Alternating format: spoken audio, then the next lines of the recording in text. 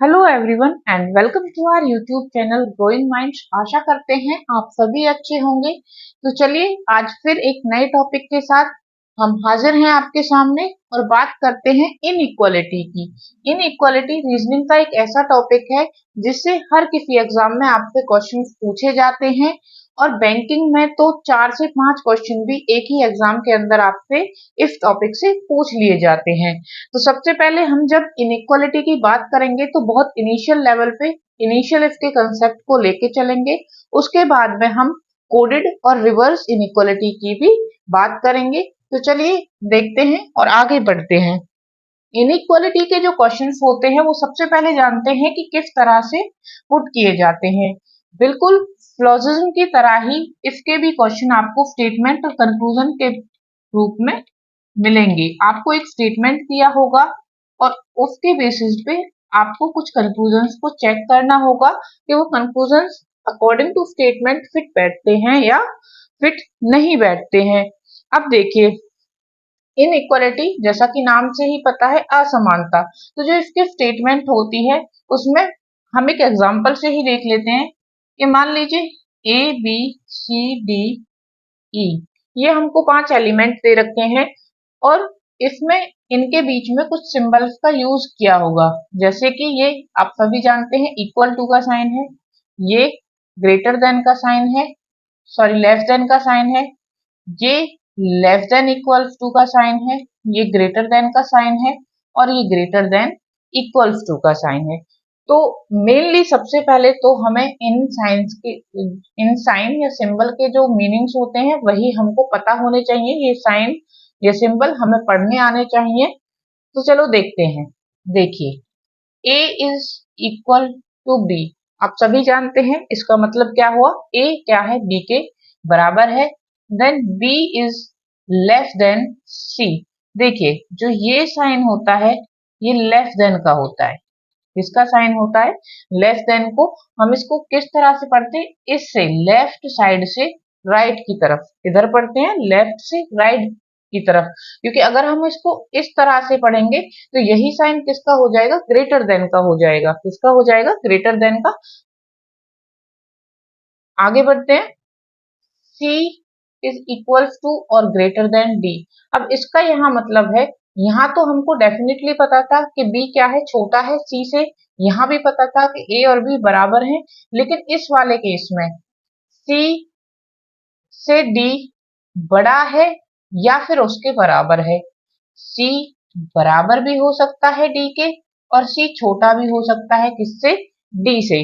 तो less than equals to का sign हमें क्या बताता है, किसी भी केस में देखिए C बड़ा नहीं हो सकता D से, लेकिन वो बराबर हो सकता है और बड़ा हो सकता है कौन, D किससे, C से। तो ये लेस देन इक्वल्स टू का साइन। आगे देखते हैं next, D is greater than E। ये किसका साइन है, ग्रेटर देन का, क्योंकि हम इधर से पढ़ते हैं लेफ्ट टू राइट। तो D is greater than E। Next E is greater than and equals to F। तो इस साइन का क्या मतलब बनता है कि E या तो बड़ा है या तो बराबर है किसके, F के। तो ये जो होती हैं इक्वल्स टू लेस देन वाली और सॉरी लेस देन और इक्वल्स टू वाली और ग्रेटर देन और इक्वल्स टू वाली, ये पॉसिबल कंडीशंस होती हैं जिसका कोई एक सिंगल कंक्लूजन सर्टेन हमारे पास नहीं होता है। तो यहां तक आशा करती हूँ आपको समझ आया होगा। अब चलिए एक एग्जाम्पल लेते हैं। मान लीजिए कोई व्यक्ति राम है और एक व्यक्ति श्याम है और हमें इनकी एज का कंपैरिजन करना है। तो हम क्या कह सकते हैं, राम या तो बड़ा होगा किससे, श्याम से, या फिर राम क्या होगा, बराबर होगा श्याम के, या फिर राम क्या होगा, छोटा होगा श्याम से। तो ये ग्रेटर देन का साइन, ये इक्वल्स टू का साइन और ये लेस देन का साइन। अब ग्रेटर देन का साइन कौन सा होता है या कौन सा एलिमेंट इनमें हम बड़ा मानते हैं।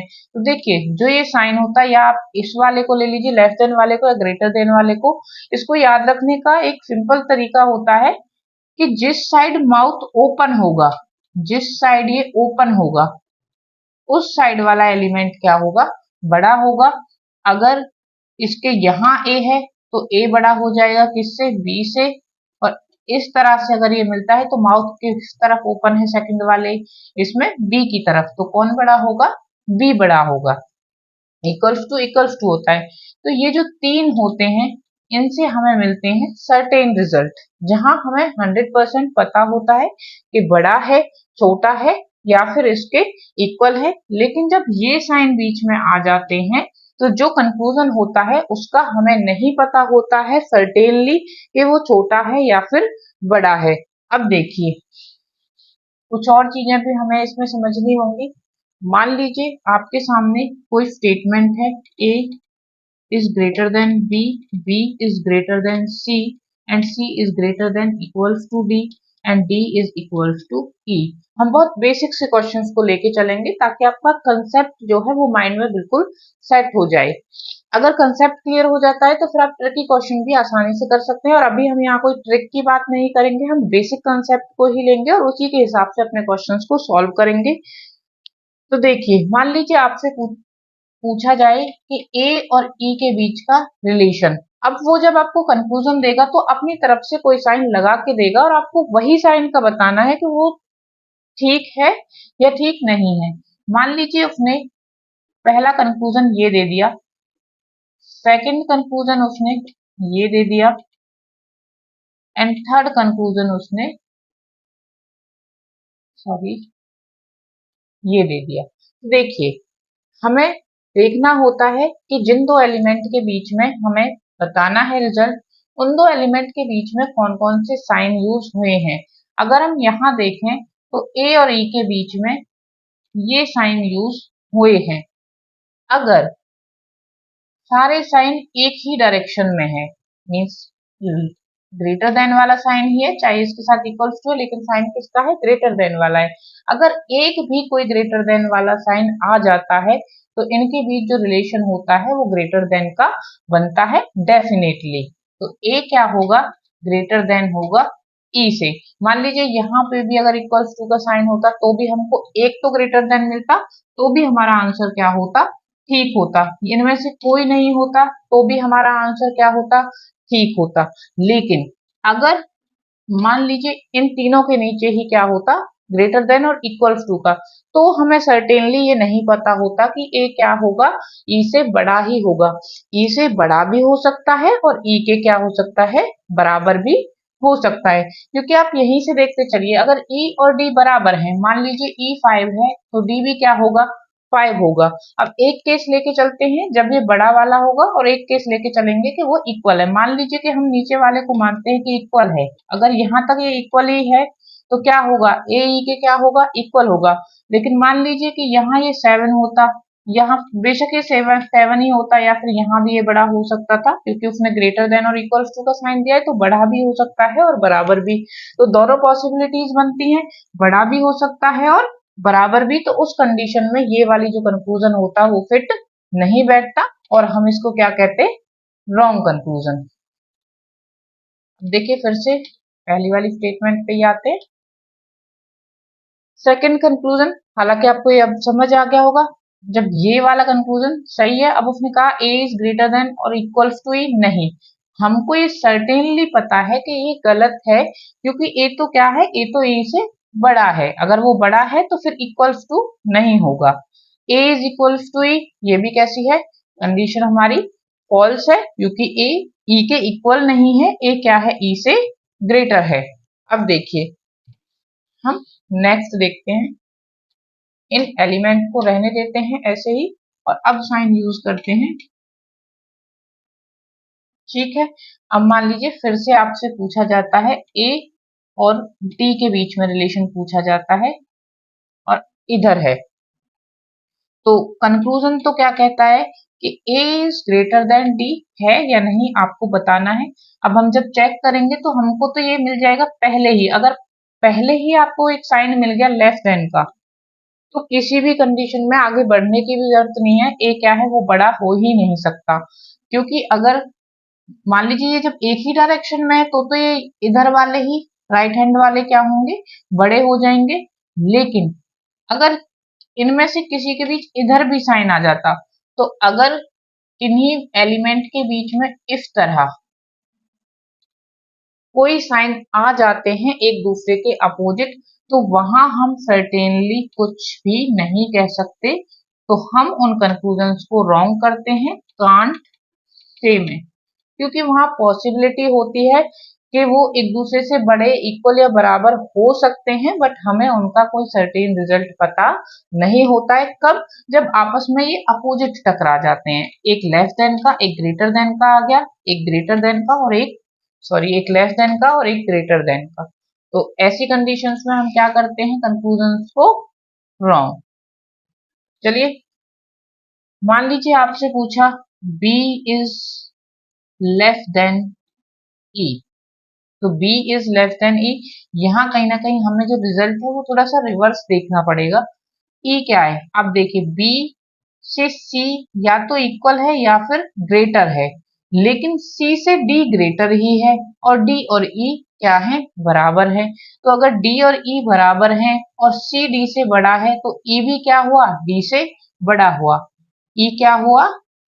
C से बड़ा हुआ। ठीक है, अगर ये C से बड़ा है तो C तो अपने आप में या तो B के बराबर है या फिर ग्रेटर है। अगर ये C के बराबर होगा तो भी E बड़ा ही होगा, और अगर ग्रेटर हुआ तो ग्रेटर होगा ही होगा। तो इस वाली केस में ये वाली कंडीशन कैसी है? बिल्कुल राइट। मान लीजिए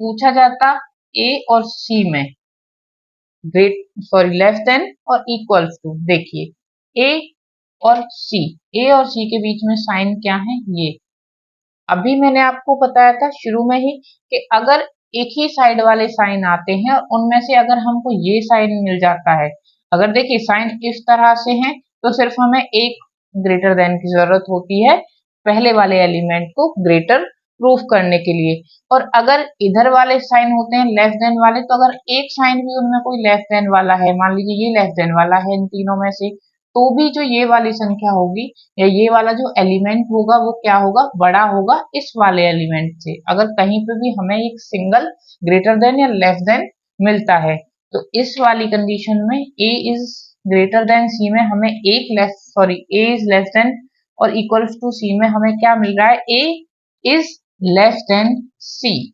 A is less than C, क्योंकि हमारे पास एक लेस देन का साइन इधर है, तो फिर इक्वल्स टू होने का कोई चांस नहीं होता। तो ये कंक्लूजन कैसा हो जाएगा? हमारा रॉन्ग कंक्लूजन हो जाएगा। आई होप आपको यहाँ तक समझ आ रहा होगा। अब चलिए हम कुछ और ऐसे क्वेश्चंस देखते हैं और प्रैक्टिस करते हैं। मान लीजिए B इज ग्रेटर देन और equals to Q, Q is greater than E, E is equals to D and D is less than और equals to N and N is greater than N। तो अब हमें बताना है Q और N के बीच में that N is, ये हमारी स्टेटमेंट हो गई और ये हमारा कंक्लूजन। तो Q is greater than N, देखिए Q और N के बीच में यहां से हमको यहां तक चेक करना है, तो साइन कौन से मिलते हैं? ये है और ये है।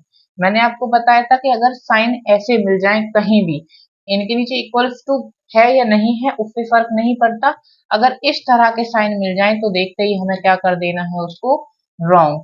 इसमें रॉन्ग होता है लेकिन ये कांट सेम है, सेम एज स्लोजिज्म। तो नेक्स्ट कोई कंक्लूजन बनाते हैं। मान लीजिए आपसे पूछा जाता E और M के बीच में, तो हमें कहाँ चेक करना पड़ता? E से और M के बीच में। E से M के बीच में साइन क्या है? ये है, एक ही तरफ के साइन है और हमको एक सिंगल साइन भी मिल रहा है, इसका मतलब M जो होगा वो क्या होगा? ग्रेटर होगा देन E से। वही कंक्लूजन में दिया है, तो स्टेटमेंट कैसी हो जाएगी? राइट। तो ये तो हो गए इसके बिल्कुल सिंपल कंसेप्ट। जो इसके सिंपल क्वेश्चंस अगर आपसे पूछे जाते हैं तो इसी तरह के क्वेश्चंस आपसे पूछे जाते हैं। एक और चीज, कई बार वो पूरा स्टेटमेंट एक ना देके आपको थोड़ा सा घुमा के पूछता है। मान लीजिए स्टेटमेंट दिया P is equal to Q, Q is greater than M, then comma लगा दिया बीच में और लिख दिया Q इज ग्रेटर है क्या? N।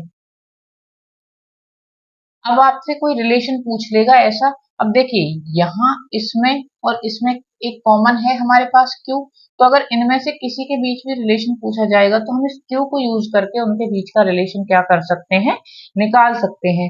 मान लीजिए पी और एन के बीच में उसने कोई साइन दे दिया, ये हमारा उसने कंक्लूजन पूछ लिया कि बताइए ये फॉलो करता है कंक्लूजन या फिर फॉलो नहीं करता है। तो देखिए हम क्यू से देखेंगे, पी और क्यू क्या है, बराबर है, और क्यू से एन क्या है, बड़ा है। तो एन क्या होगा, पी से भी बड़ा होगा, लेकिन इस कंक्लूजन में उसने क्या दे रखा है, P is greater than N, तो कंक्लूजन हमारा कैसा हो जाएगा, रॉन्ग। सपोज यही उसने पूछा जब होता एम और एन के बीच में कंक्लूजन, तो क्यू क्यू सॉरी क्यू क्या है, एम से बड़ा है, और जो एन है वो किससे बड़ा है, क्यू से। तो कुछ इस तरह का हमारा डायग्राम बनेगा। तो अगर हम इस स्टेटमेंट को अब देखें तो देखिए एन और एम के बीच में हमें साइन मिल रहा है, ये मैंने आपको बोला था कि अगर एक सिंगल साइन भी हमें एक ही डायरेक्शन में मिल जाता है, एक ही डायरेक्शन में अगर साइन है और एक सिंगल साइन हमें मिल जाता है ग्रेटर देन या लेस देन का, तो वही हमारा आंसर होता है। तो यहाँ क्या होगा, एन क्या होगा, ग्रेटर देन होगा एम से। अब हम इन स्टेटमेंट में देखें तो एम ग्रेटर दिखा रखा है, स्टेटमेंट कैसी हो जाएगी, wrong. N is greater than M is right statement. तो इस तरह से फिर हम जो हमारे बीच कॉमन एलिमेंट होते हैं स्टेटमेंट के, हम उनका यूज करके जो भी कंक्लूजन दिए हुए होते हैं उनका आंसर उस हिसाब से निकाल लेते हैं। तो चलिए अब बात करते हैं इसके एडवांस कंसेप्ट की। तो जब हम इसके एडवांस कंसेप्ट की बात करेंगे तो उसमें मेनली आएगा आपका कोडेड इनइक्वालिटी। अब कोडेड इनइक्वालिटी कोई बहुत बड़ा हुआ नहीं है, कोडेड इनइक्वालिटी भी बहुत ही सिंपल है, सिंपल इनइक्वालिटी की तरह, बस हमें कोड्स के वे में जो हमारी स्टेटमेंट होती हैं वो दी हुई होती हैं। जैसे मान लीजिए कि ये साइन थे हमारे, ठीक है। अब इन साइन के लिए वो कोई ना कोई कोड हमें प्रोवाइड करेगा सीधा ना देकर, कि मान लीजिए उसने एक स्टार बनाया और बोला that star is equals to greater than. ये जो स्टार है उसका क्या मतलब होगा, ग्रेटर देन होगा। उसी तरह से हैज बनाया और उसका मतलब लिख दिया greater sorry less than and equals to.